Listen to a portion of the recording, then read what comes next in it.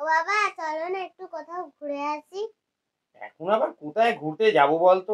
এই সারাদিন অফিস করে আসার পর আর ভালো লাগে কোথাও বেরোতে? দেহটা আর বয়। আরে বাবা আজ তো শিশু দিবস মানে আমাদের দিন, আজও একটু আনন্দ করব না? বেশ তো, যা না, তুই বরং দাদার বাড়ি চলে যা। দাদার সাথে গিয়ে খেল। জেম্মা দেখে এলাম পকোড়া বানাচ্ছে, দুটো খেয়েও আয়। আবার আজকে শিশু দিবস, লজেন্স টজেন্সও দিতে পারে। না দাদা এখন বাড়িতে নেই, দাদা পড়তে গেছে। জেম্মা তো আমাকে প্রায় কিছু দেয়, কই তুমি তো দাদাকে কিছু কিনে দাও না। তোমার না হোক আমার লজ্জা করে। ছাড়ো, কোথাও যেতে হবে না, আমি একটু মোবাইলটা দেখতে দাও। না, বাচ্চাদের মোবাইল দেখা একদম উচিত নয়। সে তো বটেই, মোবাইল শুধু তোমার মতন বুড়োরাই দেখবে। কি বললি? আমি বুড়ো? ওরে, বাইরেটা আমার বক, ভিতরটা যুবক। আমার ভেতরেও না তোর মতো একটা ছোট্ট মন লুকিয়ে আছে। সত্যি বলছো? আমার মতন ছোট? 100 বার।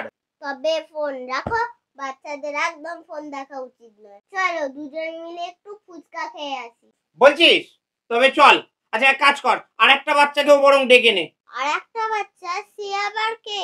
কেন? তোর মা।